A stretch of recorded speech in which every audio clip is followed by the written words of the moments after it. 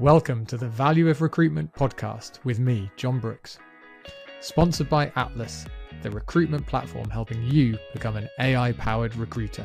This week, my guest is Andrea Rishmawi, CEO and co-founder of 180 Collective, a collaborative, relationship-centric recruitment agency covering the United States. In the podcast, we talk about Andrea's drive to change the perception of the recruitment industry and the practical ways she does recruitment differently. Andrea explains how her top-line goal is to save her clients time and how seeing time as a currency helps her communicate her value to her clients. We also talk about referrals. All her clients are either referred to 180 Collective or go on to refer another client, and how building reputation is a long game. Andrea has an incredible passion for recruitment and some fascinating ideas about how to improve the way clients and candidates see the industry. Enjoy the show. I hope you find it valuable. Andrea, welcome to the podcast. Thanks so much. Now, 180 Collective, holistic recruitment. There's a real difference in the language you're using compared to most recruitment agencies. So I'm really excited to hear how you see recruitment and how you do things differently. But first of all, let's kick off with the biggest question. How valuable is recruitment in your eyes? I mean, I would answer that question with another question, which is how valuable are people, right? Every business book that's ever been written talks about people being the number one factor for driving success. And if recruitment is just bringing the right people into your business and putting the right people in the right seats, then I'd say the value is pretty high. Yeah, I love that. Open any autobiography of a CEO, and there's always a chapter saying, look, this is where my success came from. It was the people around me. You know, I've got some quotes from Steve Jobs, Richard Branson, so many people throughout history who've said it's all about people. So I love that answer. And I don't know if you've read Good to Great, but it's one of my favorite Gladwell books. Or actually, sorry, that one's not a Gladwell book. I apologize. But if you've read the book Good to Great, I mean, the entire book is just stories that, and sorry, spoiler alert if you haven't read it, that simply tell you that getting the right people in the right seats it's the way that you take a company from being a good company to being an awesome company. Yeah, absolutely. As you say, it's a great book, well worth reading. Yeah. So hopefully you have some great people in your organization to then help your clients find great people for their organizations. Mm. So I mentioned at the start, you use different language on your website and in the way you talk about your business. Yeah. But how do you get 180 to stand out from other recruitment agencies? Yeah, I think it's hard, right? Our industry is really unique in that there's a very low barrier to entry. And I oftentimes will equate it with the real estate industry. In real estate, you know, you should take an exam, which you don't have to do in recruiting. So maybe it's not the best example, but everyone's had a bad realtor. Everyone's heard stories of a bad realtor, and they're like, I have to buy a house, but I have to deal with a realtor. I have to pay them fees. And I think there is a very similar kind of feeling about recruitment. And I know the UK is a bit different than the US, but I definitely know and have met a lot of really bad recruiters. And I think most people have had a bad experience at some point with recruiters, whether they're on the client side or the candidate side. And so I think our job is to change that vision or change the image of recruiters one conversation at a time. In order to do that, you have to be a good human. You have to do the right thing. You have to care about people instead of money. You have to care about humans and not see them as dollar signs or deals. I love that. It's a huge statement. So let's get into that. Mm-hmm. How do you do that in practical terms?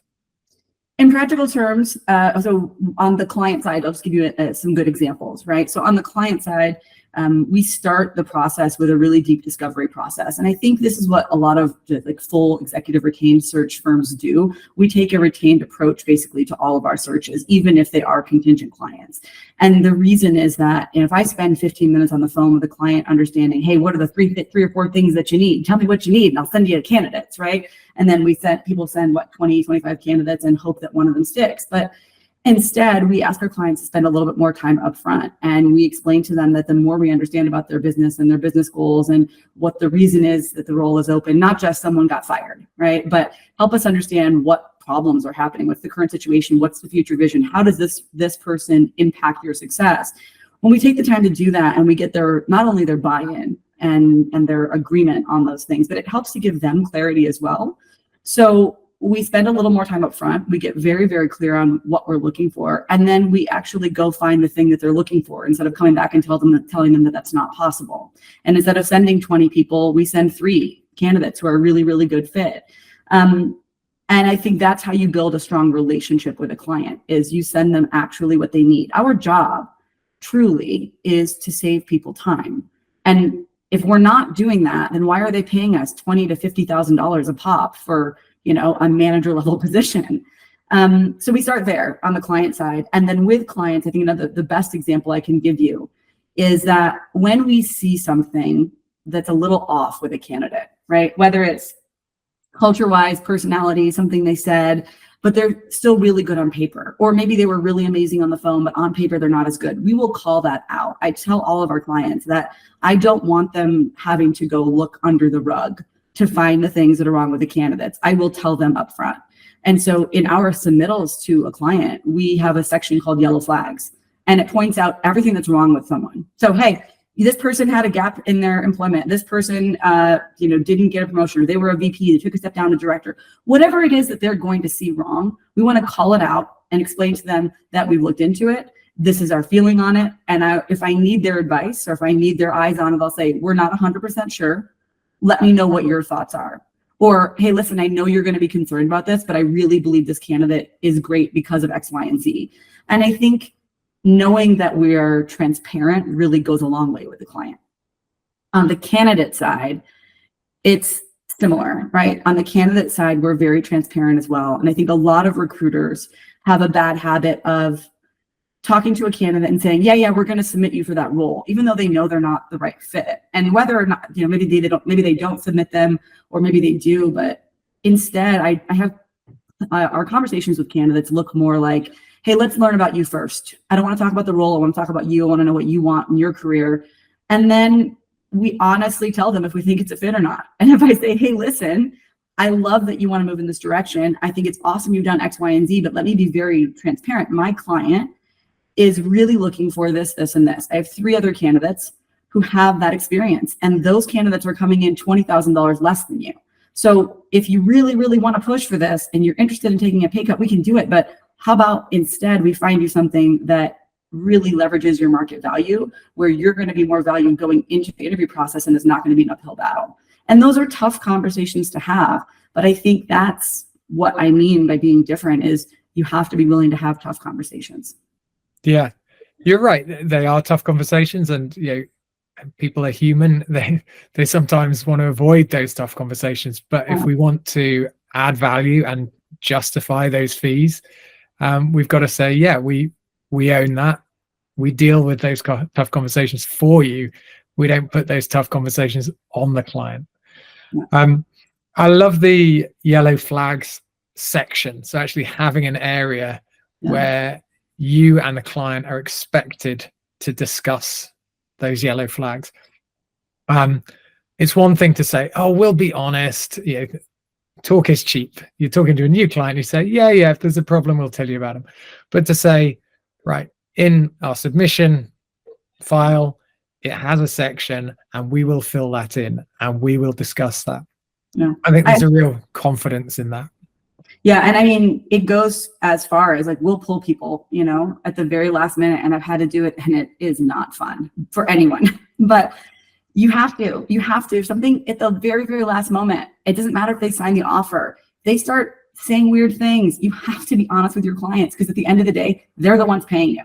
And if you're setting that candidate up for failure by not telling the client, and they're going to get in there in 3 months, they're going to be looking for a new job because they're going to leave or get fired, you are not just the person who's finding talent. And this is what drives me insane about the recruitment industry, is everybody wants to know, what's your network? Who do you have in your network? I'm like, it doesn't matter. We are living in 2024. We can find and reach out to anyone. I can get on the phone with anybody on this planet if I really, really wanted to. So it's not about just my job is not just to find that person, but it's to manage the process, and it's to look out, it's to see around corners, and it's to keep everyone abreast of what's going on. And you have to do the really hard thing, which is looking out for both parties' best interests. Because if those interests don't align, it's not the right person for the role. Yeah, I love that. Picking up on, you can find anyone. You're not a fan of pitching that you've got a great network, that your clients have to work with you. Congratulations. Yeah. Yeah. So most advice, including my own, is look, find a niche, go deep in your niche, and that's a great way to add value. Now, I know you take a different view on that. So talk us through the perspective you got and how you approach that. Yeah, I think that, well, first of all, so our agency is called 180 Collective. We launched it in March 2023, which, probably the worst time you could ever choose to launch an agency. But in my mind, I thought, if we do it in this really difficult market and we make it, then we know we can get through anything. And there's nowhere to go but up. And it's called 180 Collective because we wanted to take a 180-degree different view than everyone else. And we really wanted to give perspective. So yeah, a lot of recruiters have spent their career doing one thing, building a network of product managers, building a network of engineers, building a network of sales, whatever it is. And I think that there is value there. So don't get me wrong on that. But I also think that it's the same thing as saying, we have a candidate who spent their entire career in banking, as an example. Great. They are going to be an amazing fit for a specific set of clients, but it's very hard to take that candidate and place them outside of that industry. All of their market value, all of their eggs are in one basket. And so if you built your career in software engineers, as an example, and then we just saw what happened in the last year or so with all of the layoffs, well, now what do? Right? You only know one thing and you don't have a network anywhere else. Our approach is we don't just want to recruit for one type of role. Our recruiters aren't really, really good at just one thing. Our recruiters are really awesome at understanding our clients' needs and understanding where a candidate fits. So by taking time to understand the business as a whole, right? If we're going to place, the first placement we make might be a VP of sales, but that VP of sales is going to have to work with marketing. They're going to have to work with product. They're going to have to work with account management. And when you understand all of those things, now it's not just a very siloed view, right? If I only recruit for sales, I only have the viewpoint of a salesperson. Instead of, I want to have the viewpoint of the CEO. I want to understand how the business works together so that we can partner with a client across all of their hires, whether it's marketing, product, operations, engineering, etc. When we do that, now we're putting a puzzle together. Right? I'm not just giving you a puzzle piece that fits into the corner and saying good luck with the rest of the puzzle. And genuinely, I feel that doing this, like being able to recruit across numerous functions and across numerous industries, I think you develop a much stronger business acumen. And now I'm able, when a candidate talks to me about what they're doing and who they've worked with and what they've accomplished, I have an actual understanding. It's not faking it till you make it, which everybody has to do in the beginning, and we understand that. But as you build your career, if you can build an understanding of business as a whole, there's a real advantage there. Yeah. We talked earlier about the importance of people to a business. Mm-hmm. But of course, it's not individual people working individually. It's the relationships between that person and the next person. So I love that idea of, you really understanding, fine, it's someone in sales, but what does marketing look like? What does the rest of the business look like? And by the way, we don't expect everybody as an example at 180. So what we've done is we're building a network of subject matter expertise. Or subject matter experts rather. So I might bring somebody into our team who does have a really, really strong understanding of engineering. And I might have somebody who's really, really amazing at accounting. And they come in, their account manager, right? The person who's interfacing with the client, they are going to be able to lean on those subject matter experts. And I might say to that marketing person or the product person, hey, listen, we need to find a VP of marketing, et cetera, et cetera. And they'll go find the candidate for us because they have a strong understanding of, the very inner workings of that function. But as a whole, across our whole company, we want to be able to service clients from end to end. And that means that we have to have this understanding of business as a whole. So my vision for this company is to bring in people with different levels of subject matter expertise, whether they're a generalist and they can recruit for anything, whether they just do, one or two functions. By the time that they've been here for a couple of years, they'll have a much broader understanding of business. And I think there's just so much value for candidates as well, as you're doing kind of candidate coaching while you're working with candidates, to be able to understand business as a whole. Yeah, I love that. Just because everyone's doing things one way, often the value is to then take the opposite view, but really go into it, understanding what the value you're creating. So I like that. In a sense, your specialism then is in understanding an entire organization. You said you take a bit more time to understand an organization. It feels like you would have to take a huge amount of time. So talk us through that process. Yeah. Well, I think it's not that I need to spend time with each department, right? It's you start out where you start out. So as an example, we're working right now on a VP of customer success. It's a new client to us. They were referred into us. Most of our clients come from referrals. So they're referred into us. And when I'm learning about, what we start with essentially is we call it a discovery call. And then the discovery call, we talk about the organization and try to understand how they've set up, like what's their origin story, right? Because when you're pitching to a candidate, you need to be able to talk about why was this company created and where's it going? If I can't talk to about the vision, then I don't know what I'm really selling to the candidate. And I also think it's really, really important to understand about the company, because sometimes a role changes as they're interviewing, right? They might say, hey, it started out like this. Somebody quit last week. Now they need to take on this other function. And if somebody is interested in a role only because of the specific role and doesn't really care about the company, or they don't know enough about the company to be invested in the company, well, then maybe by the end of process, they're not interested anymore. But if we sell them and we help them understand the full vision of the, what's the origin story? Why did the founder build this business? Where is it going? What's the end game? Is there equity?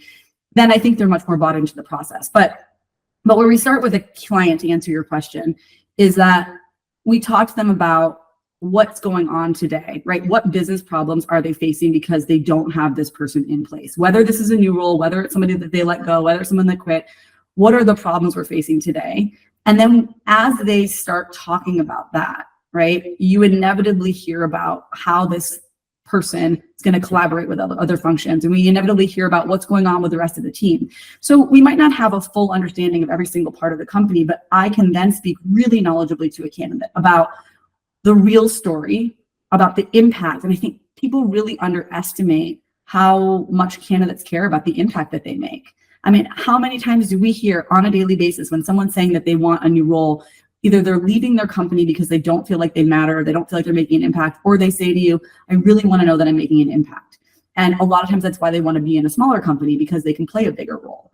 So our discovery call, we usually do about 2 1-hour calls. So the first call is kind of learning about the company, are we going to partner together? And then once they've signed, then we have a discovery call with the hiring manager. It's about an hour long, depending. The last one was an hour and a half for this new role. And then we have a second call that's a calibration. And on the calibration call, what we're doing with clients is we're saying, hey, we've created this documentation. This is very plain English version of what your job description is, right? It's basically everything you told me on the call. If I never read a job description, I can still tell you everything that's about this role. And then I think it does a much better job of explaining to a candidate and telling them the story than like a typical job description does, because it doesn't have a bunch of flowery language. It doesn't have, like can carry 50 pounds and walk, stand for 3 hours or whatever. And so we spend that time doing that. The calibration call is really interesting because we then pull a bunch of profiles that we've not spoken with candidates yet, but we'll pull their profiles. Maybe we'll reach out to people and get resumes, and we'll sit with them for another hour. And we have any important decision makers on that call. So it will be the hiring manager. It will be like maybe there's 2 other people that they collaborate with that will be interviewing them as well. In a perfect world, we have the whole interview panel on that call. And we go through these profiles and we say, okay, you told me you want this, this, and this. This person has these things and there's one thing wrong. How important is that one thing wrong? Or this person has nothing you asked for, but they've done exactly this at another company, da, da, da, da. All of a sudden, they have to tell me yes or no, we're interested in each of these people. And this is based on what they've told us already. By the end of that call, there's so many times the focus of what we're targeting has shifted and they don't realize it. And now we've just saved them a month of the interviewing process. I don't have to send them those 10, 15 candidates after I talk to them. I've gotten from them yes or no, and we'll bring people we don't like. We'll say, hey, listen, I don't think this person's a fit. Will you verify that? Here's why we don't like them. Do you think that, like, don't like them for this role? Do you agree?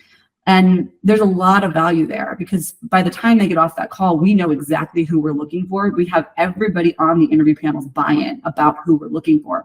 So when I start sending candidates, and I tell every client this, I say, I need to know that if I send the right person as the first candidate and you interview them and you love them, that you're going to hire, and that you're not going to say to me, I need to see and interview 5 more people, because the whole point is that I'm supposed to save you time. So I don't need you to be afraid of me finding the right person too fast. I love that line. I think more recruiters could do that, certainly if they take your approach. Yeah, we're here to save you time. Yeah. Don't be afraid of recruiting that first person if they're right. So often, I'm sure everyone listening to this has had an experience where they've sent a great candidate and they know culturally, skill set, personality, everything fits. The client says, can I just see a few more? I tell them they're not. I literally say, you're not allowed to get Seymour's disease, where you tell me I have to see more, I have to see more, I have to see more. But I will say a funny story. So this just happened to us. I'm working with a client, and this candidate is maybe the 3rd or 4th person they've interviewed. He's perfect. I mean, he grew up in the industry. He has done every role in the company. He exited that company, and now he's looking for a new role. He's interviewing with, currently he's at Amazon, right? So he sold that company, and then he wants out of a big company, wants to go to a smaller one. He's also interviewing with Netflix right now.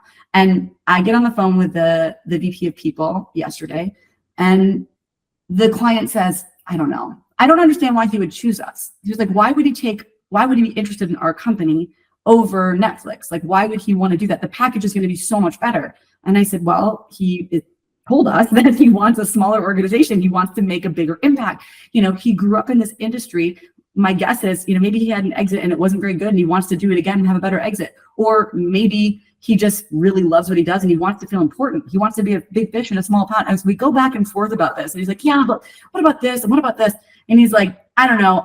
He seems too good. And I go, hey man, don't be mad at me for doing my job too well. I don't know what to tell you. Like, I found you the perfect candidate. Don't complain about it. So I obviously was much nicer than that, but I did make the joke about me doing my job too well. Yeah, I love that line as well. What I hear from that is you're really acting as a peer with your clients there. You're not subservient to them. You're not saying yes sir, no sir, 3 bags full sir. You're saying, hey, here's how it goes. I know what I'm doing here. I'm going to tell you the right way to do this, and if you push back on that, I'll still tell you that you should be doing it the right way. I mean, look, there's always a fine line to walk, right? Because at the end of the day, we are the vendor, right? And they're the client. They're the ones paying. And so I think it's how you establish yourself in the early days with the client. Do you establish yourself as a subject matter expert? And I will tell them, you know more about your industry than I do, but I know people. And that's what I'm going to do, is help you find the right person. So if you need clarity on who you're hiring, I'll help you get that. Once we have the clarity, I'm going to bring forth those people. And, look, sometimes the client says no and you disagree, but that's, you can only insert yourself so much. And what I will do is I'll say, hey, listen, I understand the concerns. Let me just make sure that I have a very clear understanding of why we're not moving forward, so we don't run into the same situation again. I don't want to send you more candidates who you have the same feedback about. So if you can't tell me specifically what you don't like, then that's not helpful to me. So I really ask them to be very honest and open about that. So I think you push back to a degree, but they are the ultimate decision maker. And I remind them of that all the time. I had a client yesterday say, listen, we're trying to figure out the interview process. And so I did the discovery, I did a calibration, and I talked to them about the interview process, and they really needed a lot of guidance. So based on what they said, I said, let me just put together a couple of options for you. So I sent them 2 different options. Option 1, option 2, based on what they said. I think we could do it these 2 different ways. And the hiring manager wrote back and said, I think I like option 1 because of this, this, and this. And I wrote back and I said, I also think that's the right option, but let's remember that this is your decision. You can also combine these. You can do whatever you want. I'm giving you some framework to choose from, but this is your company, your hire, your decision. Yeah, but it's a qualifier of our clients in a way, isn't it? Yeah. Yeah, the smart business leaders will say, look, I'm getting in an expert and I'm going to follow their advice. And there will be certain things I say I need, but for everything else, I'm going to follow the expert's advice. Yeah. And there comes a point where, yeah, a client keeps saying no to us, keeps making the wrong decision. Yeah. And we have to say, maybe this isn't for us. You can do it yourself. You talked a minute ago about, that the importance of gaining trust in the early stages. Also feel like you need a huge amount of commitment from a client. You know, they could go with another agency that they don't need loads of people in the room. They don't need to spend that extra time talking to their recruiter. So how do you convince a new client before you started working with you, you need to spend more time with me. You need to get more people in the room. Yeah, I mean, so first of all, it's not about the number of people in the room. I like to have those people on a calibration call, but we also record all our calls, and I tell them I'm happy to send our recording. But we build documentation, and I say this, I get their approval, and I say, this is what we're going to send to candidates. It has all the information. Is this okay? Is this accurate? Because at the end of process, or if I'm sending candidates and they're like, no, we don't like them, I'm like, well, this is what we agreed on. So what's changed in the last, 3 days? Tell me what's changed here. But in terms of getting them on board, it's that first intake call, right? It's about explaining to them that we are not the Walmart of agencies, right? And I will use that analogy. Walmart, great company. They do exactly what they say. They know who they are and they appeal to their audience. That's awesome. Nordstrom knows who they are and they appeal to their audience, and that's awesome. And we explain to our clients that there are a lot of, for example, 18% firms out there. And I am not afraid to talk about it. And I'm happy to say, if you want to go with a firm that charges market or under market, these are the results that you'll get. By the way, how long has this role been open? By the way, have you worked with those kinds of firms before? By the way, you're going to be paying $30,000 to $40,000 for this role. Do you want to interview 30 people or do you want to interview 3? So I'm asking you to spend a little bit of more time upfront with me to understand the role so that I can properly do my job, which is to save you time. Our top line goal as a company is to save 10,000 hiring hours. How do we do that? Well, we spend a little more time up front and we save you a month in the process, right? We save you so much time because if I have clarity and you have clarity, that means the candidates have clarity, and all of a sudden everything works very efficiently and we get to hire with fewer interviews, fewer pushbacks, fewer offers go out, all of those things. That's really interesting. I hadn't heard that. You said your goal is to save 10,000 hiring hours. Is that right? Mm-hmm. How did you put that goal in place? How did you come to that? We have an incredible go-to-market consultant, actually, who we both know, Will McGee. And as we were working with him on kind of our market position, over and over again, we kept coming back to, but what's the top line goal? And everything we would talk about really came down to our core currency, which is time. And hiring is an annoying process for most people, right? Even internally, it's not fun to hire our own recruiters because it's time consuming.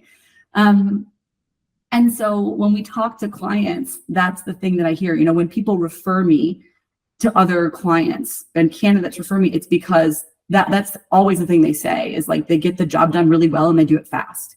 So what does that really equate to? It equates to less of a headache, less stress, less time spent.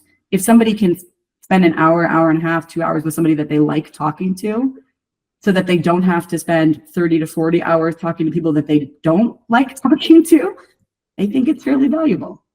Yeah, I love that. I've certainly heard recruiters, as part of their pitch, say, oh, I'm here to save you time. But I think that's very different to what you do, saying, right, this is our North Star. This is our top line goal, is to focus on time. This is our currency that we are trading with clients here. So I think that focus and that clarity is huge. Yeah, I think everything else is everything else is, how do I put this? I believe in having an abundant mindset. Right. And in an abundance mindset, there's always enough, there's always more of everything. But time is something that we only have a certain amount of. Now, if you believe that we have multiple lives, great, you might have all the time in the world. But in this current existence, time is the one thing that we can't create more of. We can create more money. We can create more people. We can create all kinds of things. But unless you're just constantly flying backward on the planet, like you're not, everybody's time is valuable. And once people understand that, and we try to help them understand that when we talk to them, we want to give them back their time so that they can spend that time building the business, driving revenue, doing the thing they're really meant to do. Unless they're in the talent or people function in a company, their main purpose is not hiring. So it's taking away from, in their eyes, what their actual job is, whether it's a VP of marketing or a VP of operations or a COO or whatever it is. Their hiring is getting in the way of them doing their actual job. Yeah, absolutely. They've got to get that product delivered.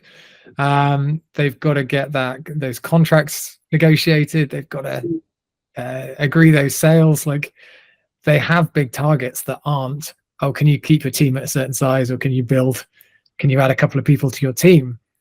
So absolutely, if we can give them back that time to deliver and achieve their goals, then we're adding huge value to them and what they want to do. Taking a step back, let's look at the industry as a whole. How do we make recruitment more valued by clients? I think that is $1 million question, or $1 billion question, as it were. I think we just all have, at a very simple level, we have to be better. And being better, I think, starts with relationships. It starts with making sure you're delivering the value that you're promising. And that starts at the top, but trickles to the bottom, right? So if you are an agency, I spoke with someone a couple of weeks ago who we were thinking about bringing on, and he was telling me about his old agency. And he said, you know, if you have a client, you have a signed client, and you don't fill a role within something like 20 days, anybody at the firm now has the ability to reach out to that client and start sending candidates. And so what it created was a terrible culture where it was, yeah, okay, we have to be fast to deliver, but there was no quality, right? How can you do quality when everything is just based on, if I don't make a placement in the first 20 days, someone else is going to cannibalize my client? And so it's these agency leaders who are promoting fast, fast, fast, move, move, move. Who cares about, you know, why are you spending more than 15 minutes screening a candidate? If you're just focused on metrics and it's all about quantity and it's not about quality, well, what do you expect people to think of us? What do you expect the industry to value in recruitment when we're not showing up in the way that we say we're going to? So in the interim, you have to talk about how you're different. But maybe there's a future day where that's what the industry is known for really good quality work. And I don't know about you, but I do feel I see a shift in the industry. I think that clients are looking for more from their recruitment agencies than they were before. I think they don't necessarily see us, I think they see us as a commodity, but they want more for their spend. And that's where, you know, you have to decide what your currency is. Ours is time. Yeah.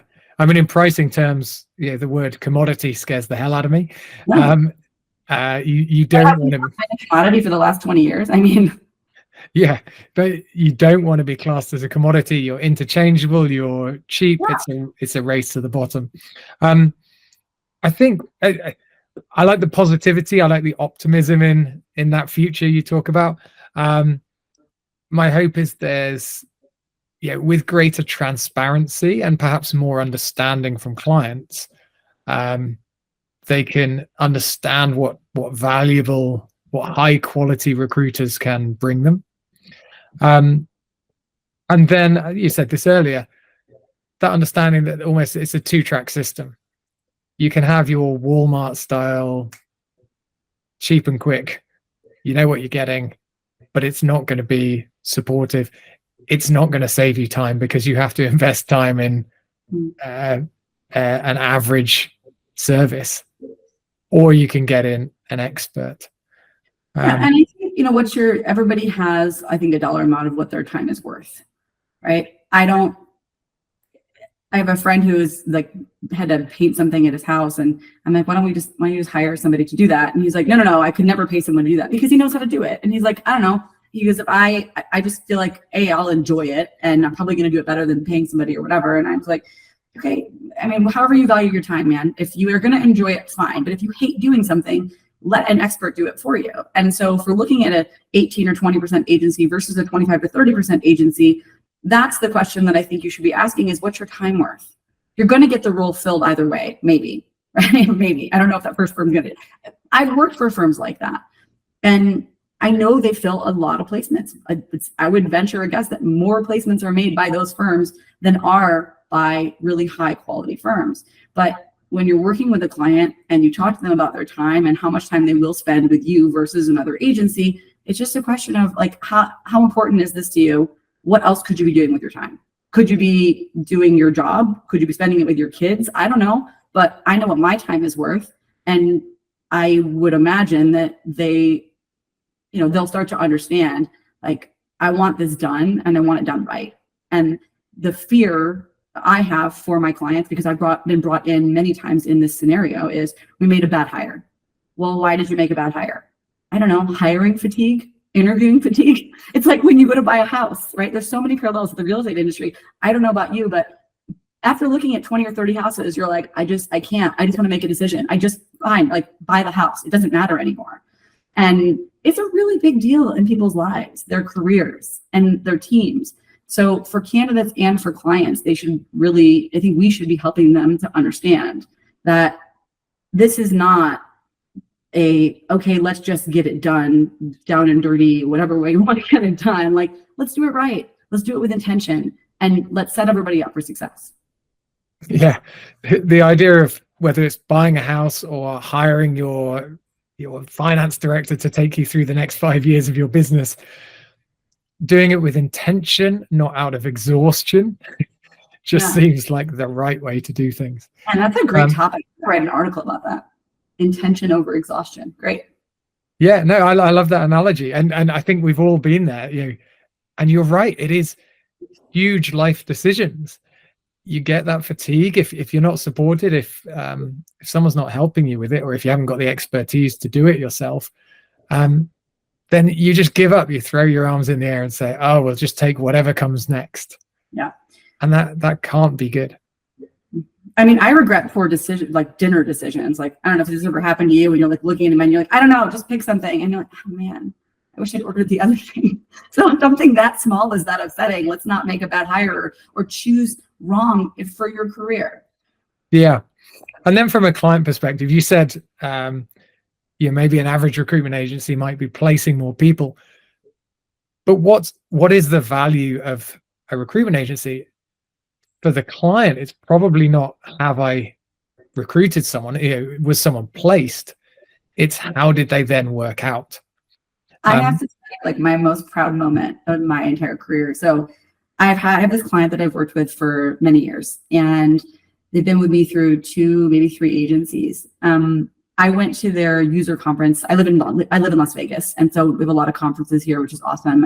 Most of my clients end up coming here at some point throughout the year. So I had a candidate here a couple of days ago and grabbed lunch with them.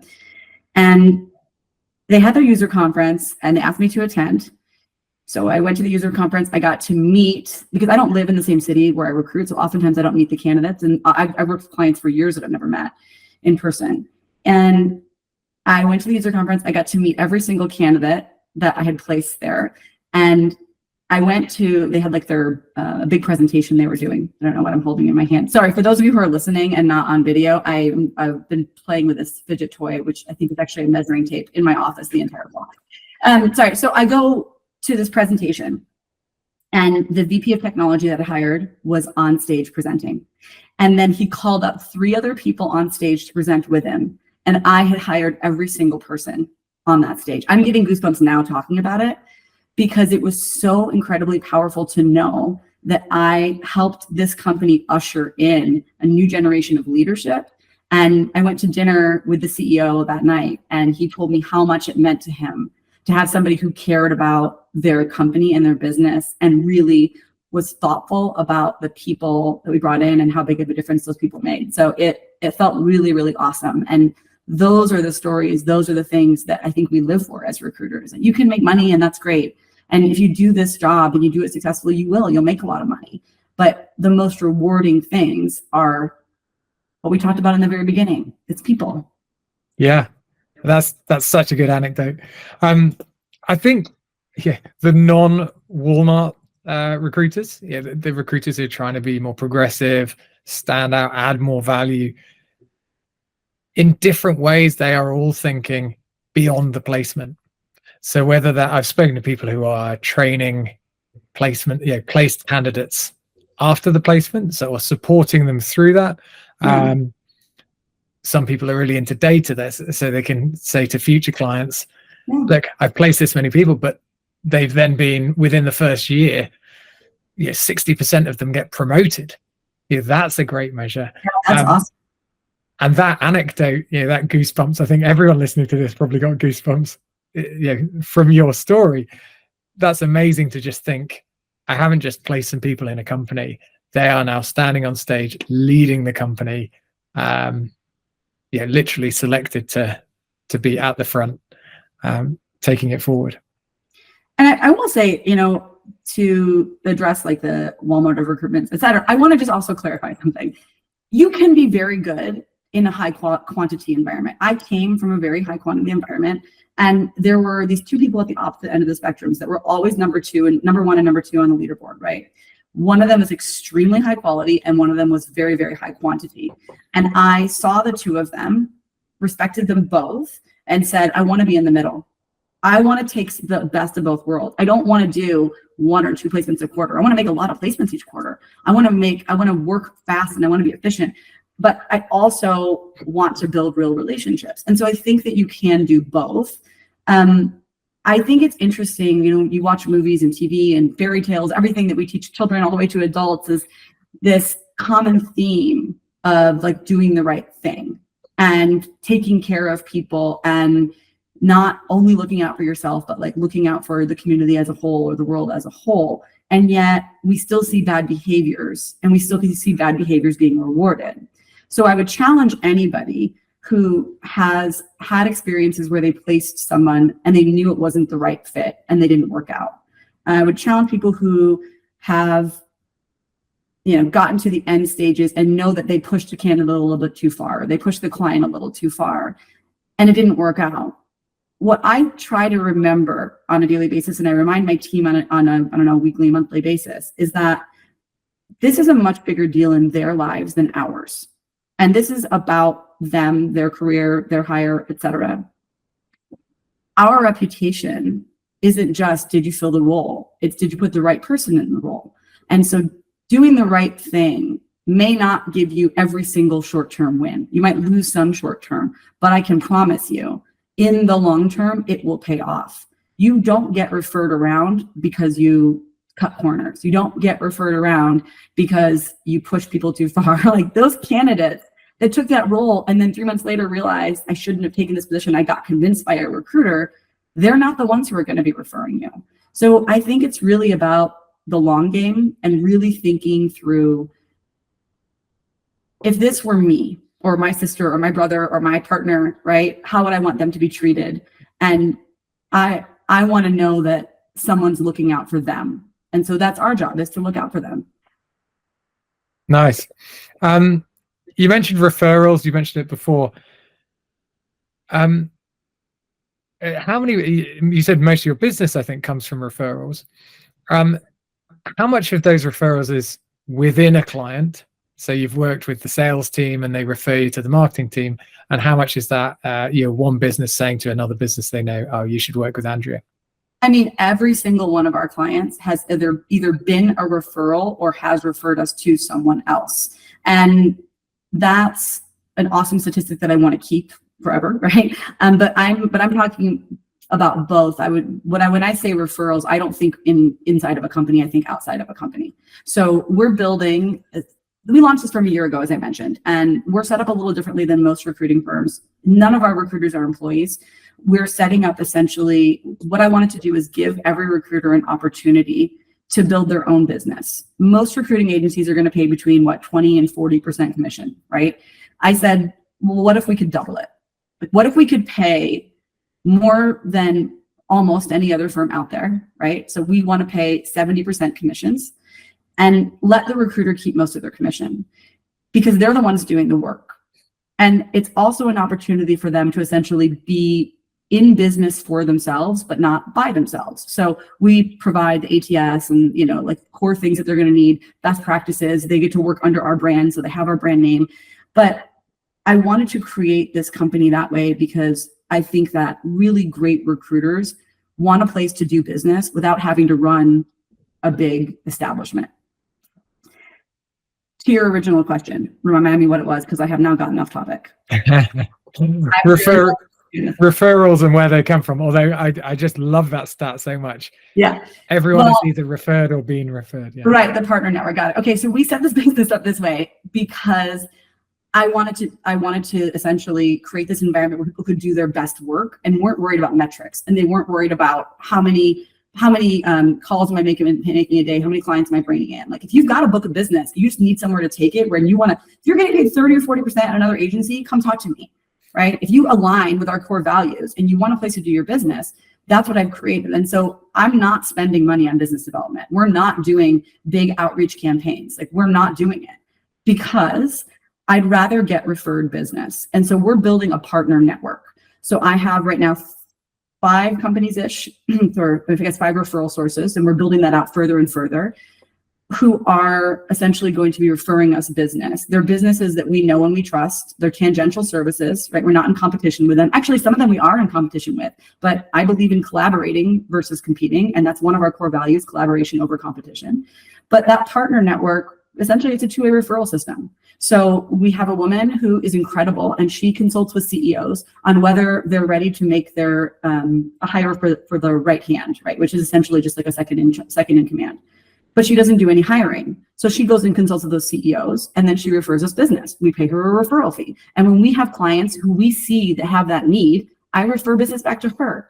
And now I'm supporting other businesses that I care about. I'm being supported and getting referred business, which, by the way, is much easier to close and already sees a value in us. And she knows that the quality of our work is incredible. It matches hers. So I have a partner network that I can now refer business to and from. We shouldn't have to do business development. I mean, how many emails, John, how many emails do you get a day from BD firms? Do you want to pull your hair out? Because I want to pull my hair out. I'm so sick and tired of spam emails. And the thing is that's how it's going to come across. And I just don't want to be that company. So we want to bring in recruiters who have books of business, that know how to work effectively, who know how to collaborate with other people, or if they want to learn how to collaborate with other people, right? Maybe they worked a full desk their whole career and they're tired and they want someone else to help them fill their roles. Great. We bring that business in. We have subject matter expertise. So maybe they were only doing product. Now they can do marketing, sales, operations, accounting, finance, all those things. And we have a partner network that's referring us business. And today, candidly, that is a trickle, but it's going to turn into a waterfall. Yeah, and a phrase that comes up so often in these conversations is smarter, not harder. Yeah, you can, whether you get a machine to do it or whether you get a salesperson to do it, churning out that cold sales outreach is hard. It seems so smart to find good people giving, for example, CEOs advice on whether they should hire. And then that person says, right now, I step aside. I've given you that advice. Here's someone who can help. Yeah. Here's an expert who can help you do that. I mean, look at the biggest companies in the world. They all have channel sales departments, right? Yeah, they have their own sales team. I just don't want that part.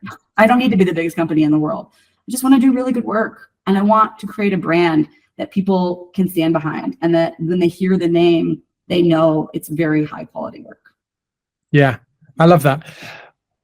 I'm going to end on almost a test of a client's understanding of your value, which is, of course, when you get to the point where you negotiate with the client. So they've hopefully been referred to you. They believe in you. They've heard your pitch. They understand your approach versus the Walmart's. How does that negotiation experience go for you, and how do you negotiate back with clients? Candidly, I don't think there's much of a negotiation when you're referred in, right? I say, hey, listen, this is how the conversation ends with, great. Like, I don't think we do a lot of selling on the first call with a client. I just kind of start working with them and I start asking a million questions, and it's questions they've never been asked before. And they always say, oh, no one's ever asked me that. Or, oh, that's a really good question. By the time we get to the end of the call, I say, these are our fees. By the way, you're getting a discount because you're a referral. I'm going to send you a contract so we can continue working together. Yeah. That is the end of the sentence. I mean, but people push back, right? And I'm always willing to have a conversation if I can see how that business will turn into a lot more business. And I'm very transparent about it with my clients. I had a client ask me very recently, hey, listen, my CEO is pushing back. And I said, would you like me to send them the recording from the first call? Will that help them understand the value that we bring? But I think we came down to 2.5%. It's the first time, I'm not kidding, it's the first time since I launched this business that we've had to do a discount on our rates at all. But we said to him, here's what we need from you in order to do that, right? I need to know you're going to behave this way. I need to know that when I send you a candidate, I'm going to have a response from you. I need to know your commitment that we are going to get this done, X, Y, Z. And then as you build the team, we will be the only recruiting firm that you use moving forward. Yeah. I think more recruiters need to hear this, because so many of us go through daily negotiation, getting pushed down on rates. But it's great to hear there is another way of doing this. You get referred and you have that trust, that then in effect it's open and shut. It's like, great, we already believe in you. Let's move on. Let's not spend a lot of time negotiating. Can I just tell you that when I first graduated high school, I sold knives. And I don't know if is it a thing in the UK? Do they have Cutco knives that they sell door to door? No. Okay. It's a thing. So people in the US may or may not know, but they probably, if you look in your kitchen, your parents probably have a set of Cutco knives. And I joke all the time about this, but I'm very serious when I say everything I learned about sales, I learned from selling knives. We were given a very specific script to go off of, and you memorized the script and you went through the sales process. But in that, it was a cycle, right? It was establishing who you are, establishing their needs and their problems, giving them a solution, building value, and then you come in with the price. Because if you build the value to $10,000 and you come in at $2,000 for that set of the ultimate set of knives, which is what it was called. It was called the ultimate. Then it doesn't seem like so much money. And I think it's the same thing with anything in life, right? If you undersell your value or you don't sell it at all, any number you give is going to seem high. But if you build the value by showing them the work that you've done and showing them how you can impact their lives, if we know that time is important to them, you talk about how much time you're going to be saving. How much is your time worth? Yeah, I love that. That's such a good message to end on. So Andrea, thank you so much for sharing so much valuable advice and ideas with us. It's been a pleasure to talk to you. Yeah, you too, John. Thanks so much. Thanks again to Andrea for sharing so many ideas about the value of recruitment. 3 things stood out for me. First, her focus on time as the key currency for her clients. She's made this the top line goal for her business, and that clarity makes it easier to explain to clients the value that she brings. Second, the importance of referrals to her business. Building a reputation is incredibly hard, but the payoff for Andrea is clear to see, with almost all her clients coming from referrals. And third, that wonderful anecdote about seeing a leadership team that she placed on stage at a company conference. As recruiters, we often spend our time thinking about the placement, but it's what happens after the placement that creates the real value. If you found the show valuable, please leave a review and remember to subscribe or follow the show on your podcast app. You can also get more insights and inspiration by signing up to my added value emails on Substack. You can find the link in the show notes. Now, go create some value. Thank you to Atlas for sponsoring the Value of Recruitment podcast. To learn more about how Atlas is creating an AI platform that helps recruitment agencies generate more placements with less effort, visit recruitwithatlas.com.